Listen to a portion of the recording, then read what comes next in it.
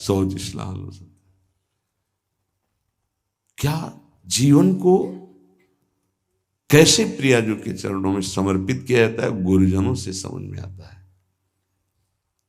कभी कोई बाल भोग, कभी नहीं, कभी कोई ब्याहुला, कोई उत्सव, 20 वर्ष नहीं, नहीं, ये सब यहां हो रहा है, वहां नहीं। दर्शन कोई गुरु जी की, श्री जी की नहीं, संभाषण नहीं, आंख उठा के देखना नहीं, ये पास रहकर, ये अब जो है ना, तो बरसंत में वो सहजाद्भुत सौख्य धारम, सहज में सुख वर्षा कर रहे हैं, देख रहे हैं, संभाषण कर रहे हैं, आरती कर रहे हैं, सब दर्शन कर सकते हैं, प्रवेश नहीं।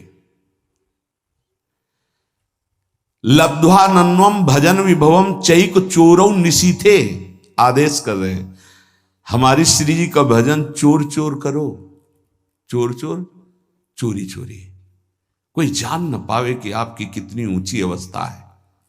हे, भजन का स्वरूप समझो, अंदर ही अंदर आपके आग जल जाए भजन करने की, जितना नींद को कम कर पाओ धीरे धीरे। ऐसा वो कम करना नहीं माना जाएगा कि सत्संग में सो गए, माला चलाते समय सो गए, फिर ये ठीक नहीं, ये विक्षेप नहीं होना चाहिए। जिस समय से जगे तो बस जगे, फिर झपक नहीं आनी चाहिए, तब माना जाएगा कि आपका अभ्यास ठीक है। अब उधर तो आपने तोड़ दिया नींद अपनी, और इधर पूरी कर रहे हो, तो फायदा क्या हुआ तोड़ने का।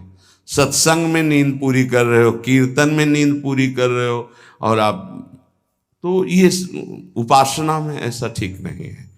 उतना आप सोइए जिससे जगने के बाद फिर आपके झटके न लगने पावे, नहीं, ठीक राइट टाइम पे बिना किसी अलार्म के पूरे जीवन में उठने का स्वभाव बनाओ, तो वैसे ही उठ जाओगे। वो घड़ी दिमाग में चलती है अपने आप, 5 मिनट नहीं कहते आगे पीछे नहीं। तो यदि आप इसी जन्म में उस महाप्रेम रस स्वामिनी को प्राप्त करना चाहते, तो आधी रात को उठो निशीथे, और चैक चोरौ, चोर की तरह चुपचाप चुरा के भजन करो, जान न पावे कोई कि भजन का ऐसा तुम्हारा चल रहा है। तब आनंद आपके अंदर प्रकट होगा। विभवम, भजन विभवम, भजन का वैभव प्रकट होगा। ए देखो ना कर, ऐसा तुम मान लो कि अब हमको परमार्थ में ही जीना है। दुख आवे सुख आवे, लाभ दिखाई दे हानि दिखाई दे, जैसे एक पतिव्रता अपने पति का वर्ण कर लेती तो स्वभाव का कैसा भी हो फिर निर्वाह करती है, बस ऐसा कुछ मानना होगा।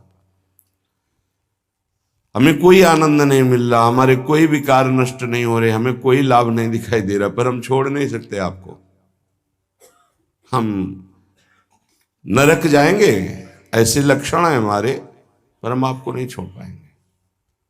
जीत गया, हमारी बात समझ लेना, अगर समझ पाओ तो।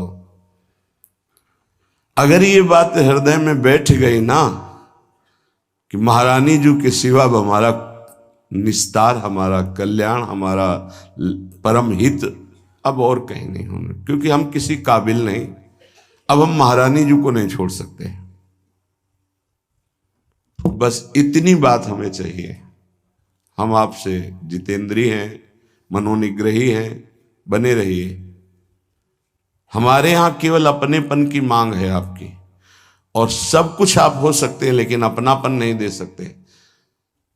मात तात सुत दार देह में मति अरुझय मति मंदा, और हित किशोर को होए चकोर तू लख वृंदावन, सीधे लख वृंदावन चंदा। एकमात्र प्रियाजू का आश्रय, आदेश विधान सब कुछ स्वीकार।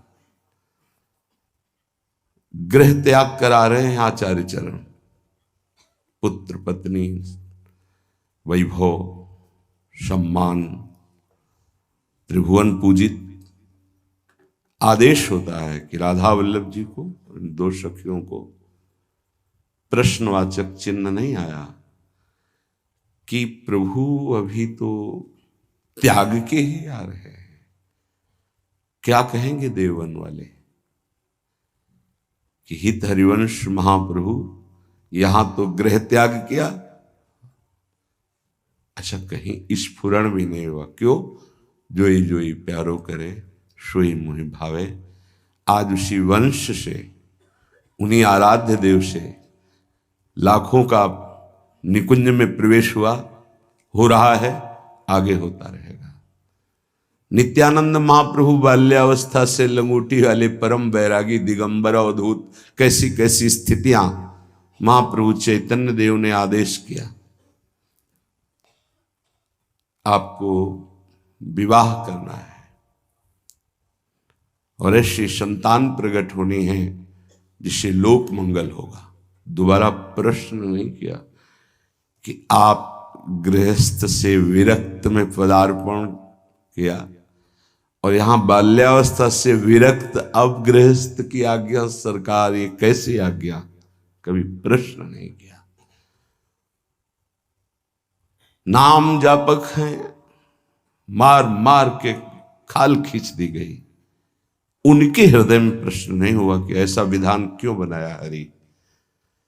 बहुत विचार करने पर उपासक को बहुत धैर्यवान होकर के इस मार्ग में चलना है, ऐसे चला जाता है। ये मार्ग ऐसे चला, कुछ पकड़ना मत तो वो आपको पकड़ लेंगे, गिरोगे नहीं।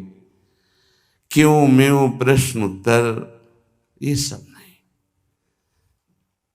जिसका हृदय आराध्य देव के चरणों में समर्पित हो जाता है वही इसके रहस्य को जानता है।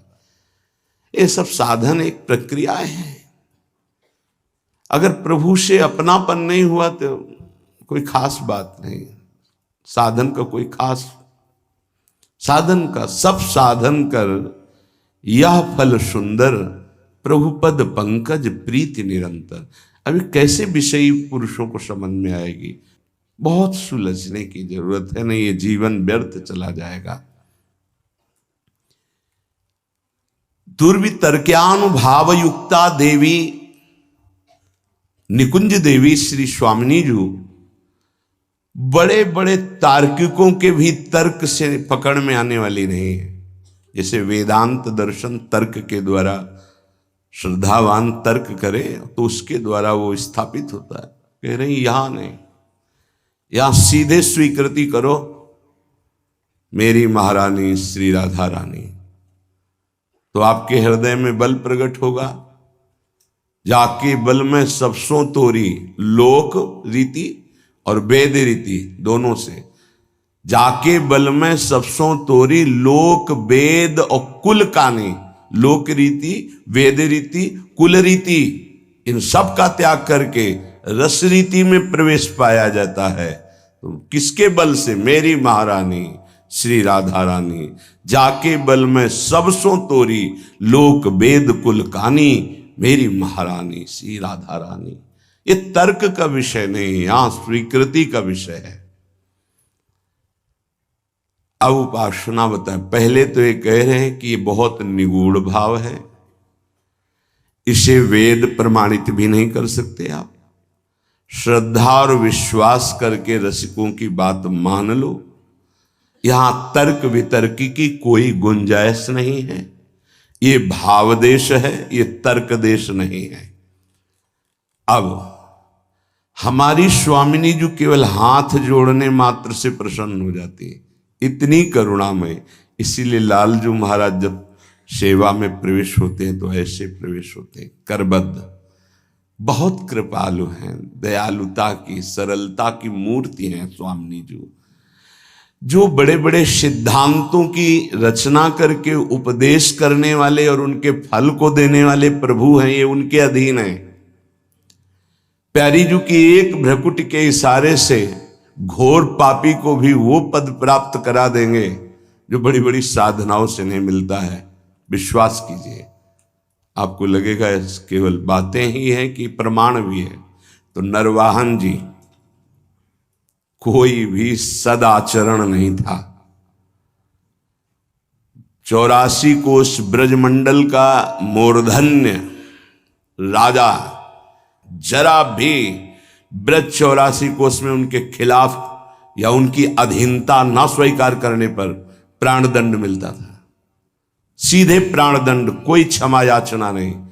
ऐसा उनका स्वभाव और प्रभाव था। महाप्रभु हरिवंश चंद्र जो राधा वल्लभ लाल जो पालकी में विराजमान रसिक जनों के साथ गुण कीर्तन, नाम कीर्तन, जय जयकार होते हुए आए और लता भवन में विराजमान किया। सेवकों ने सूचना दी कि कोई महान तेजस्वी पुरुष आभूषण आदि लेकर के अपने इष्ट देव के साथ पधारे हुए हैं, पर उनका तेज ऐसा है कि हम लोगों की हिम्मत ही नहीं कि उनके सामने जा सके। ये आपसे निवेदन करते हैं। नरवाहन जी ने विचार किया कि ऐसा कौन तेजस्वी ब्रजमंडल में जो हमारे आज्ञा पर क्रूर हिंसा कर देने वाले कठोर हृदय वाले भी भय धारण कर रहे हैं, सामने नहीं गए, हम स्वयं चल के देखेंगे। एक भागवतिक आभा होती है, भागवतिक बल होता है, वो जिस पर कृपा होनी होती उसी को अनुभव में आता है। जैसे अपने गुरुदेव भगवान के पास जब जाते हैं तो एक भागवतिक बल वहां स्थापित है। वो शायद है कि लाडली जी की कृपा से आपको दिखाई देगा। रोम रोम उस समय बिल्कुल अलर्ट रहता है, सावधान। एक अद्भुत कि जब गुरुदेव श्री जी को देख रहे हैं तो हम गुरुदेव को देख सकते हैं, लेकिन जब गुरुदेव हमारी तरफ देखेंगे तो हमारी हिम्मत नहीं कि हम देख सके, नेत्र झुक जाएंगे ऐसे। वो एक अद्भुत बल होता है। नरवाहन जी पर कृपा होनी थी। हितजू महाराज किसी भी भाव से कोई आवे तो उसको श्री जी प्रदान करते, इतने अद्भुत दाता है। महिमा तेरी कहा कहूं श्री हरिवंश दयाल, तेरे द्वारे बटत हैं सहज लाडली लाल। बड़ा विचार कर रहा था कैसे होंगे, क्या प्रभाव होगा। जब दर्शन करने के लिए आए तो हिम्मत नहीं पड़ी सामने जाने की। लता भवन की ओट से देखा, जैसे प्रियाजू के नेत्र ऐसे हितजू महाराज के नेत्र, अतुलित रस बरसत सदा सुख निधान बनवासी, अद्भुत महिमा महि प्रगट सुंदरता की राशि।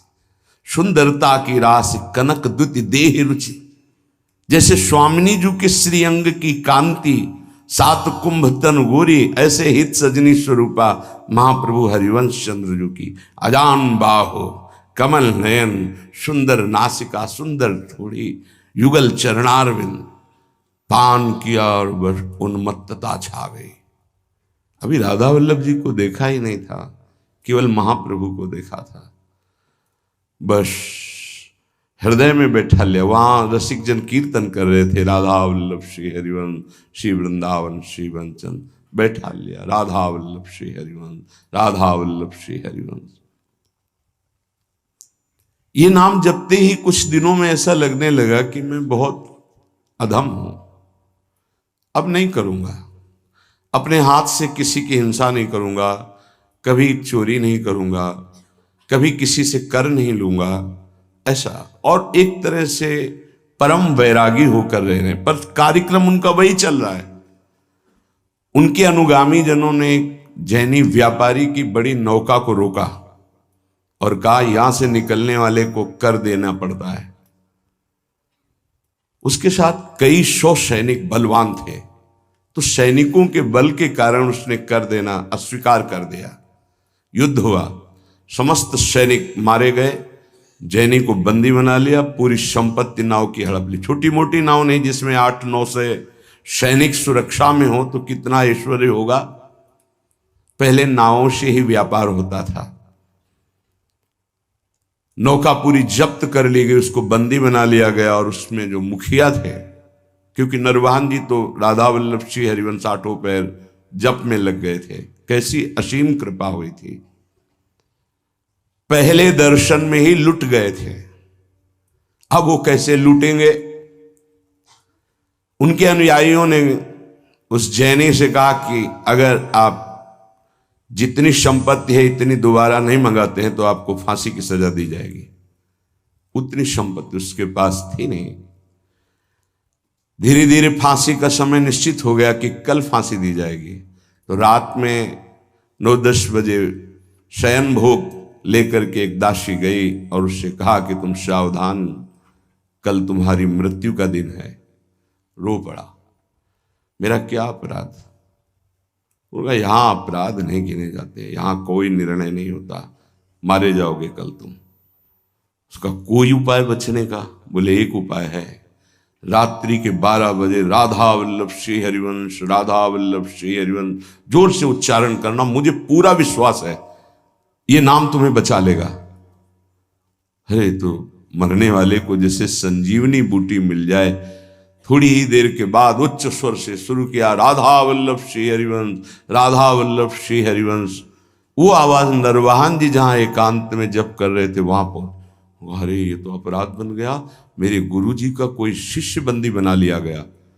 तत्काल गए, खुलवाई जेल, अंदर गए, हाथ जोड़ा, प्रणाम किया और कहा मुझे क्षमा करना, मुझे पता नहीं था आप हमारे गुरु भाई हैं। अपने सैनिकों को बुलाया और कहा तत्काल पूरी संपत्ति दी जाए और अधिक संपत्ति इनको दी जाए। उनसे हाथ जोड़ के कहा कभी गुरु जी के सामने ये चर्चा मत चलाना कि आपको इस तरह से प्रताड़ित किया गया। आज से बिल्कुल आदेश लागू हो जाएगा, कुछ किसी के साथ ऐसा नहीं होगा, नहीं तो बहुत बड़ी गलती हो जाती। जहां उसको फांसी की सजा मिलनी थी वहां नवीन वस्त्र धारण कराकर सारी संपत्ति सब। उसके मन में आया एक बार तो उनसे मिलूं जिनके नाम के बल से मुझे सम्मान मिला, जहां मृत्यु मिलने वाली थी, और व्यापार में जो लाभ मिलता उससे अधिक धन मिल गया। उनका मूल तो मिला ही, और भी संपत्ति नरवाहन जी ने दी इस बात की कि मेरा गुरु भाई है। लता भवन में आए, पता लगा के महाप्रभु के दर्शन की और सारी संपत्ति भेंट की। महाप्रभु ने कहा नहीं, आप इसका प्रयोग स्वयं कीजिए और कहीं लगा दीजिए, हमारे राधा वल्लभ लाल लता भवन में विराजमान, हमें इतनी संपत्ति की जरूरत नहीं, पर आप देना क्यों चाहते हैं? तो उनका आपके नाम के कारण मेरा जीवन बच गया। पूरी घटना बताई। तो मैं तो नहीं जानता नरवाहन कौन है। महाप्रभु को इतनी करुणा उदय हुई कि केवल राधा वल्लभ श्री हरिवंश नाम सुनकर ऐसा बुलवाओ कहाँ है। अब नरवाहन जी को बुलाया गया तो कांपते हुए आए कि पता नहीं। अब उनके हृदय में तो था मेरे गुरुदेव हरिवंश चंद्रजू मेरे इष्ट राधा वल्लभ, पता नहीं गुरुदेव क्या दंड विधान करेंगे क्योंकि गलती हो गई। जे ही सामने गए महाप्रभु को देखकर रो पड़े। ऐसा सौंदर्य, ऐसी करुणा महाप्रभु के स्वरूप से चरणों में गिरे। महाप्रभु ने कहा नरवाहन आज तुमने खरीद लिया मुझे। अब उनको आत्मबल प्राप्त हुआ। उनका तुमने कभी हमसे दीक्षा नहीं ली, कभी ऐसा संग नहीं किया, केवल सुनने मात्र से। तो देखो मैं तुम्हें अपने नित्य विहार का सर्वस्व प्रदान करता हूं, विलास रस और रास रस। 11वां पद विलास रस का है। मंजुल कल कुंज देश राधा हरि विशद वेश, राका नव कुमुद बंधु शरद जामिनी, श्यामल दुति कनक अंग बिहरत मिल एक संग। ये विलास का पद है। और 12वां पद चल ही राधिके सुजान, तेरे हित सुख निधान, रास रच्यु श्याम तट कलिंद नंदिनी। इसके आखिरी में नरवाहन प्रभु निहार, लोचन भरी घोष नारी, नखसिक सौंदर्य काम दुख निकंदिनी। देख हमारे प्रिया प्रीतम कैसे है, जो अनंत जन्मों की साधनाओं से भी नहीं बनता, क्षण में महाप्रभु ने वो बात। हम ऐसे आचार्य की शरण में हैं जो करुणा समुद्र लाडली का साक्षात स्वरूप है। हमारी श्री जी और हमारी हित सजनी जो एक ही हैं। आप देखो सिद्धांत विचार में ध्रुवदास जी कहते हैं तहां श्रीजू के श्री मुख की बानी, श्रीजू के श्री मुख की बानी, हितजू को संबोधन करते तहां श्री जी के श्री मुख की बानी। ये गूढ़ विषय है। आचार्य कृपा करें, रसिक जन कृपा करें तो घोर पापाचारी को भी नित्य विहार रस प्रदान कर दें। हमारी स्वामिनी जो बड़ी कृपालु है, हाथ जोड़कर नमस्कार करने मात्र से ही प्रसन्न हो जाने वाली प्रिया जो है। क्या करो, बोले निकुंज देवी की सेवा विराजमान करो। निकुंज देवी प्रियाजू की सेवा। प्रियाजू ये नाम सेवा, राधा नाम सेवा, राधा वल्लभ रूप सेवा, ये प्रियाजू ही है। राधा ही जहां की वल्लभ है, यह है प्रेम उपासना। यहां की वल्लभ कौन है, प्रीतम कौन है? मेरे प्राणनाथ श्री श्यामा, शपथ करो तृण छिए, रहो को काहू मन हुए। हमारी प्रियाजू को श्याम वर्ण बहुत पसंद है, प्रीतम के श्रीअंग कांति के कारण। तो श्रीपाद कह रहे हैं यदि श्याम वर्ण का पुष्प और श्याम वर्ण की गंध का आलेप कस्तूरी, प्रियाजू को बहुत प्रिय है श्याम वर्ण।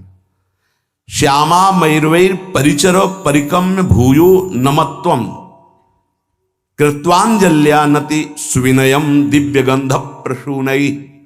सुंदर पुष्प श्याम वर्ण का हो, श्याम कमल या और भी श्यामता लिए हुए, बहुत प्रिय है प्रियाजू को।